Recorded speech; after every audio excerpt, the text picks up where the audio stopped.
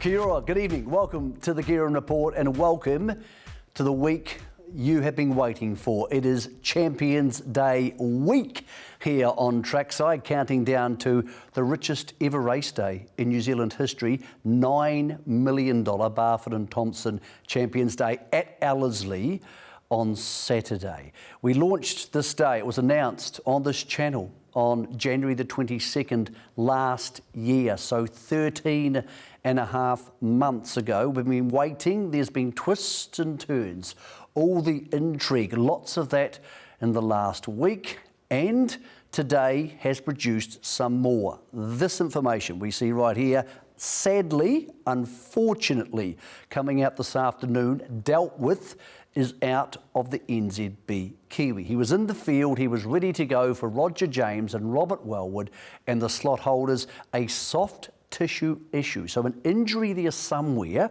they can't work out where, it's not structural, therefore it's not life-threatening, but dealt with, won't be good to go on Saturday among the 14 horses for our $3.5 million race. He is out. As we go to air on Monday, we don't know the replacement for him. As you can imagine, it's very frenzied, lots of negotiations and talk and chat. Most importantly, Roger and Robert, very sombre this afternoon. They feel disappointed for their owners, but we now have at this stage, a vacant slot in this race. Here's your Kiwi market, dealt with coming out, well, not enormously impacted. Evaporate remains our favourite at 2.8. Public attention, he was the twist last week. Overnight, last Tuesday, he was backed in the markets. The rumours started. They were confirmed by co-trainer Mick Price on Wednesday. The big grey is coming home. He was sold here at Karaka to race in the Coolmore colours at Ellerslie in the NZB Kiwi. Damask Rose, we saw trial last week. Perfumist had a gallop over the weekend for Björn Baker. Björn sending one home in the OTI colours. Of course, we have Wexford with 4 in the race. Checkmate, Sathito, sought after the first horse taken, and Hankey Alpha taken by Auckland Thoroughbred Racing. Other news this week. First Dance went into the Cambridge slot, but they have 2 in their colours in the race because they have purchased half of Pivotal 10 alongside owner Colin Whiteman. But Sam Wynne, trainer and rider who's taken the horse on this barnstorming summer around the south, she will come north to ride her filly at Ellerslie, Pivotal 10 in the Cambridge stud colours. You think, well, Sam Wynne, would she have been to Ellerslie before? Actually, she has. In those colours, she rode Dance Card in the 2021 Auckland Cup for Cambridge Stud. She continues that association this week with her star Pivotal 10 for the Selangor Turf Club. Penman we'll hear more about shortly from one of the slot takers. Of course, Stephen Marsh from Marsh Racing, we had on the show just a couple of weeks ago. He also has 2 in the race. We wind down. The CJC and Canterbury Racing have taken Domain Ace after he was very forward in the 2000 Guineas back in November. And as we are recording this, there's 1 spot now up for grabs. Now, to talk you through what happens if this happens again after the field is declared, well, tomorrow night live on Trackside at 7, we will have the barrier draw for the NZB Kiwi, those 13 plus another horse. 4 more horses will be named in the field. They will come from the Windsor Park race, the other 3-year-old race on the day, if they are eligible.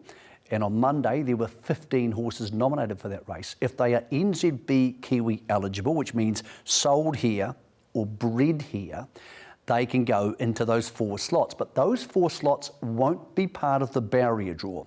So those 4 emergency ballot horses don't go into the barrier draw, so we draw the 14 for the Kiwi. They will have barriers allotted, 15, 16, 17, 18, which they can't start from. If there is another scratching post-barrier draw, the slot holders of that horse, and we hope it doesn't happen, they will get to choose from one of those 4 horses, any of them. They can choose what's the 4th ranked ballot, and that horse would take the barrier draw of the horse who comes out. So if the unfortunate incident today dealt with is repeated post-barrier draw, a horse who won't be drawn in the field but will be listed as a ballot will be one of the 4 options for the slot holders. We hope it doesn't happen, but we want you to be armed with that information. They will be in the field, they will therefore be in the market, but we're hoping we don't need them between now and the official scratchings time at 7:30 on Saturday morning. One thing which is very, very unlikely to change is the fact that Evaporate is going to be the favourite for your NZB Kiwi. Just how short he may be could come down to that barrier draw tomorrow night. Another factor was how is he going to handle Ellerslie? All his trialling, all his racing has been left-handed. He was 4th, 3 wide, facing the wind last time out in the futurity behind Mr. Brightside. Tom Kitten, I wish I would. That is big, meaty form coming out of Australia. So we wanted to know, how's he travelled and how will he handle a right-handed track for the first time? We went to Ellerslie this morning and spoke to his travelling foreman and track work rider, Junior Richards. Well, Junior, it's the first time a lot of us in New Zealand are seeing him in the flesh, and he's a belter. He's a nice, big, strong boy. Yeah, he really is. He's a fantastic specimen of an animal, and he's going to try his heart out on Saturday, so fingers crossed, we're going to go for it. He doesn't look tucked up at all by the travel, and he seemed to corner and handle the bend well. How did he feel? He felt phenomenal around there. He handles the track really well, and he just cruised around there at 14, 15s, and then he just speeded up the last couple of furlongs. He just does whatever you want him to do. He's a nice horse to ride. Was he having a look around? Because there's a bit going on here at Ellerslie, not as much as there'll be on Saturday. No, he wasn't having too much of a look around. He probably was on the way out, but once he gets into his work, he's fairly consistent and he knows what he's doing.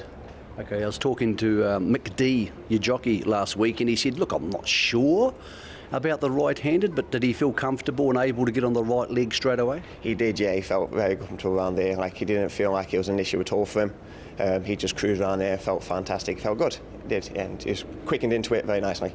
If you're going to have the energy for Saturday, you need to eat and drink and settle in quickly. How's he handling that part of the business? Oh, fine. He's eating up, licking his bowl clean.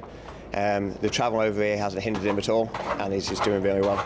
Okay, how did you draw the trip to New Zealand and Champions Day? It's not a bad one to get. No, not a bad one at all. I've had him quite a lot at home, and he's just one of my nicest horses, so happy to come with him. Okay. Barrier draw is on Tuesday. What do you think would be the best barrier draw for him? 3 or 4. Be happy with. So encouraging words there from Junior, who Ben Hayes told me today. He said he is as good a track work rider as we've ever seen. So he knows what he's talking about. That's your favourite, Evaporate. Here is also your favourite, Evaporate. This was a weight for age Group 1 race. He's the horse 3 off the inside, moving up to stablemate Mr. Brightside, but he's been 3 wide the trip. The horse is getting underneath him in the white cap is Tom Kitten, Group 1 winner. The horse coming down the outside, I Wish I Win, who went so close, of course, to winning an Everest for New Zealand about 18 months ago. That is serious Group 1 form, clearly the best form in the race. We're very lucky here in the New Zealand media. Auckland Thoroughbred Racing invites us to watch these horses track work when they come from overseas or from other places on a Monday morning. When we saw him today, and we've seen plenty of them, not many have handled it as well as this horse. Not tucked up, no ears going backwards and forwards, absolutely in the zone and on his tucker. If you had any doubts about Evaporate for this week, they've evaporated at Ellerslie on Monday morning. Mick D to take the ride. He has come across. He said to me, I'm looking forward to being part of the day, but let's not get this wrong. I'm coming to ride Evaporate. Everything else, including getting the ride on Willie Do, is secondary to his choice making around not staying in Melbourne for the All Stars Mile. So we know him. He's a serious horse, a horse lots of us didn't know or think much about till last Wednesday was public attention. He's the big grey with the almost white face. He's a proper horse. Now, this is him last start. He's outside the leader. He's been outside the leader the whole way. Look, the horses who beat him here, broadsiding, might well be the best 3-year-old over this distance, 1,500 metres or a mile. in Australasia. He's a proper horse. Public attention, has tactical speed. He can go forward. He's trained by Mick Price and Michael Kent Jr. They know what they're doing very clearly. So a real coup for the race.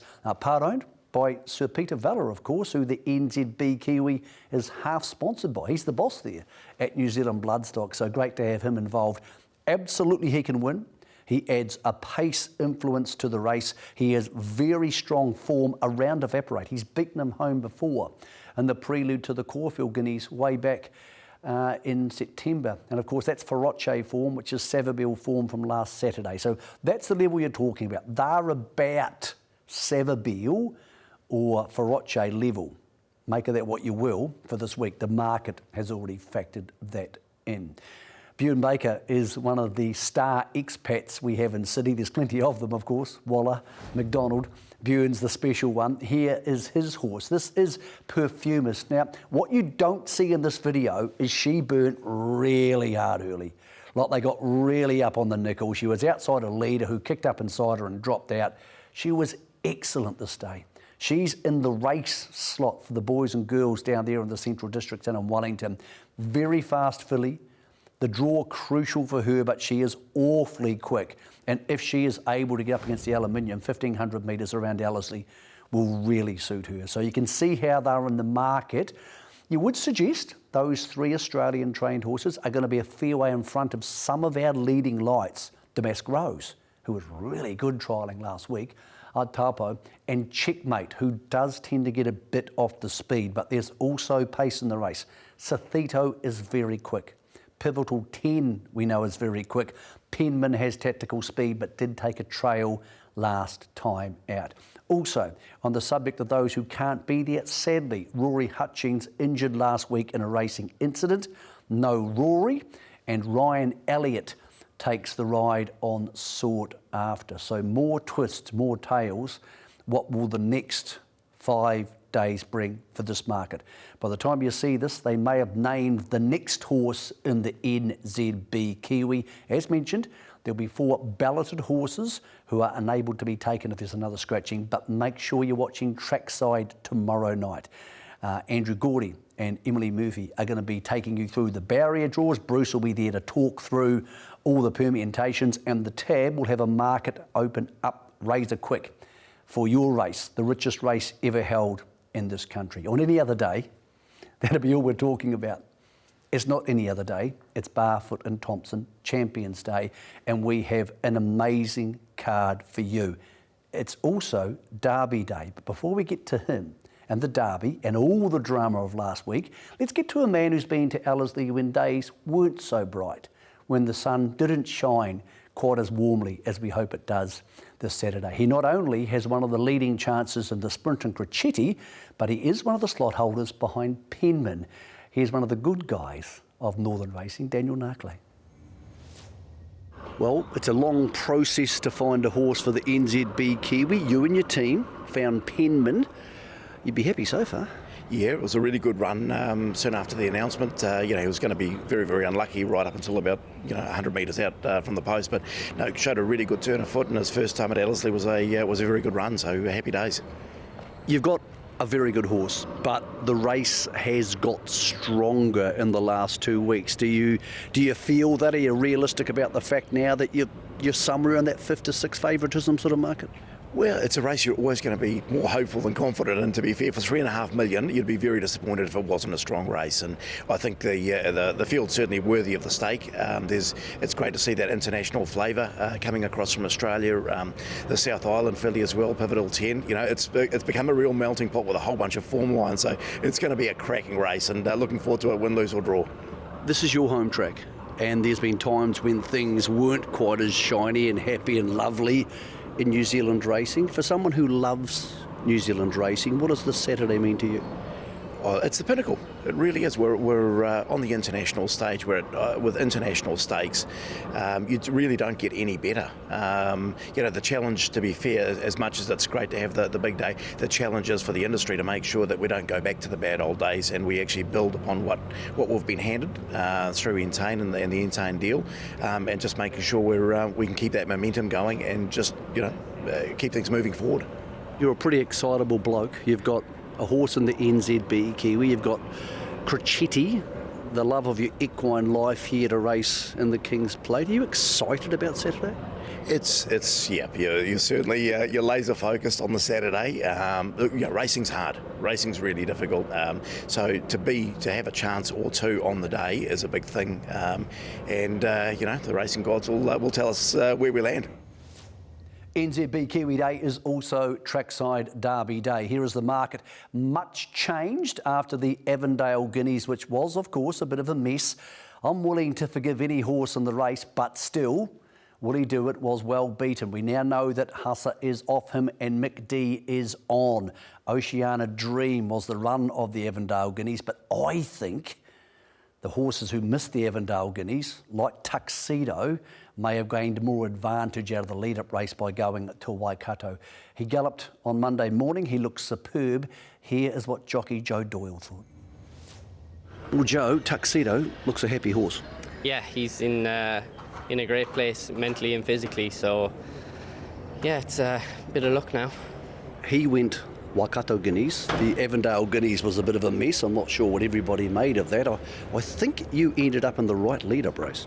Yeah, they went a good gallop in my race. He settled well at the back and he really stormed home. So, he's got very good credentials going into the race and we're very hopeful.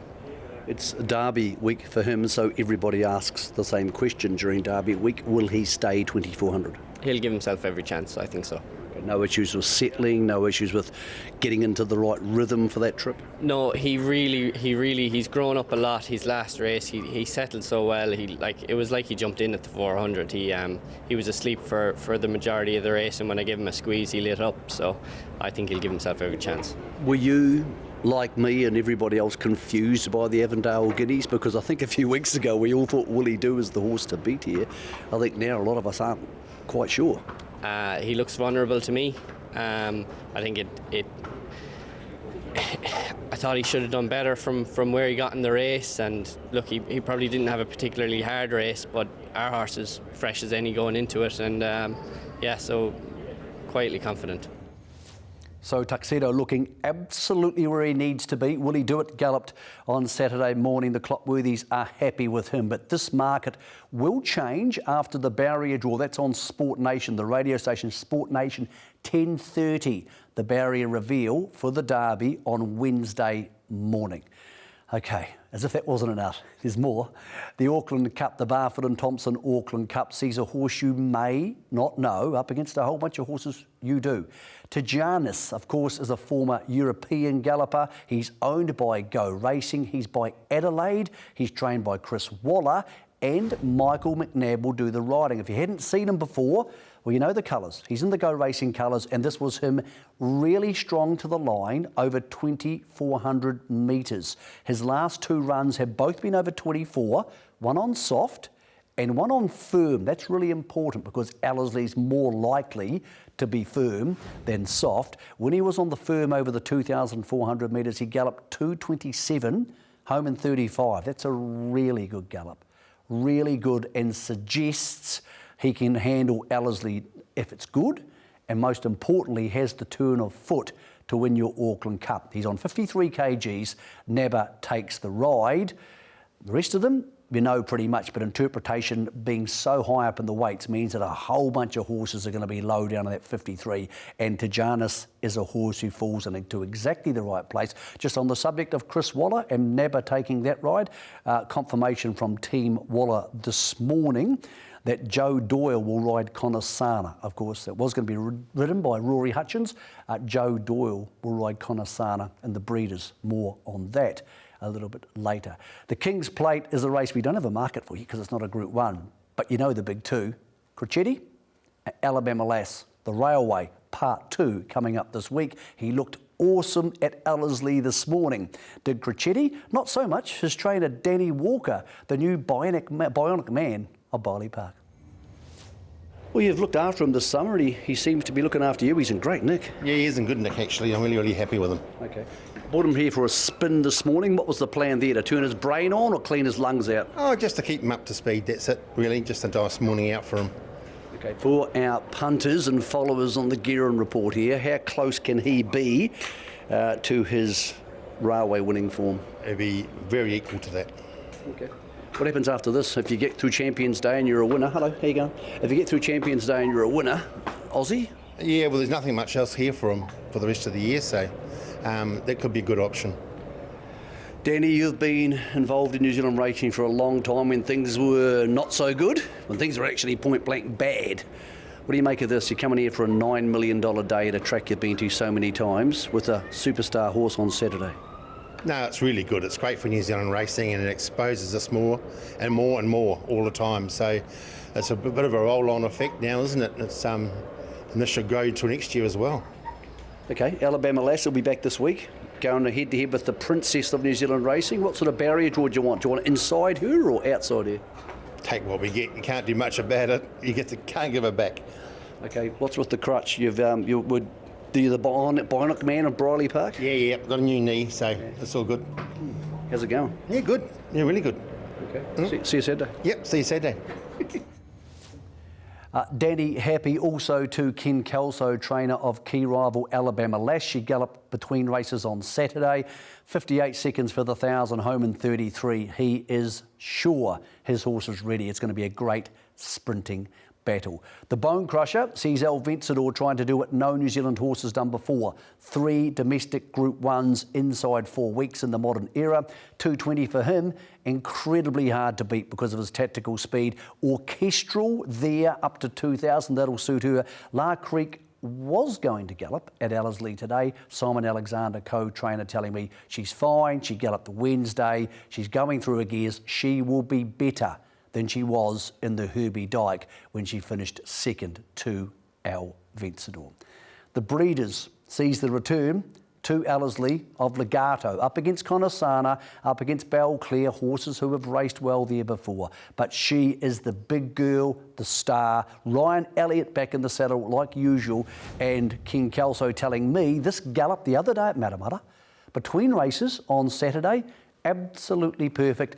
I said, is she better, Ken, than when she won last time? And he said, yep, she is better. She looked awesome that day. She looks awesome here. Another superstar heading to your Champions Day. So Legato, the hottest favourite of the day, 140, as she chases another Group 1. Here's the market for the other Group 1. The Sistema Return to Conquer is hot, but not that hot. 2.2 sounds very fair. Blake Shin to ride. Michael McNabb on the Karaka Millions champion La Dorada. So that market very clearly is going to be changed by those barrier draws, most of them coming out at 10:30 on Wednesday morning. Well, lots of questions. It's taken us a long time altogether to get here. Let's talk to the man who runs Ellerslie and will run Champions Day about what happens next and what we can look forward to. Long time, Wilco, 13 months and a bit more since we announced Champions Day. It's here. How are you feeling about it all? Yeah, excited. To be brutally honest, it's just another race day for us, obviously on steroids, but look, with what we've been through with the track and where we are now, delighted. And we've had the horses go around this morning, and jockeys are very complimentary of the surface, and that's what we want. We just went out and got some shots. We did the same thing back here with you in September. And the track back then, you could see the hoof prints and the gaps left by them. Now it's a very consistent surface and you can't see those anymore. This track's matured a lot in 9 months, or 6 months. Yeah, it has. Naturally, Jason and Ray and the team have become very familiar with the track as well, so that's allowed them, or afforded them, the opportunity to do the work on the track, which has helped with its development and its settling in period. And look, we're delighted with it, and the feedback from both trainer and jockeys has been exceptional, which is what we're all about. Talking about trainers and jockeys, we've got heaps of Aussies here. There's heaps of international involvement with our friends from Malaysia. There's a Welsh jockey here, Irish trainer jockey and Sam Wynn, and of course World Pool. So we wanted international eyeballs on Ellerslie. You've got them.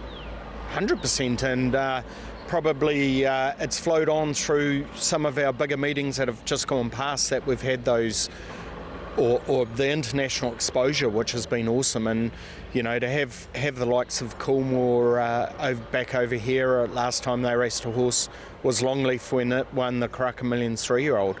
So for us, it's exciting for the industry as a whole, because you're getting those people interested in New Zealand racing, which is important, and having the world pools on our races as well is just exceptional.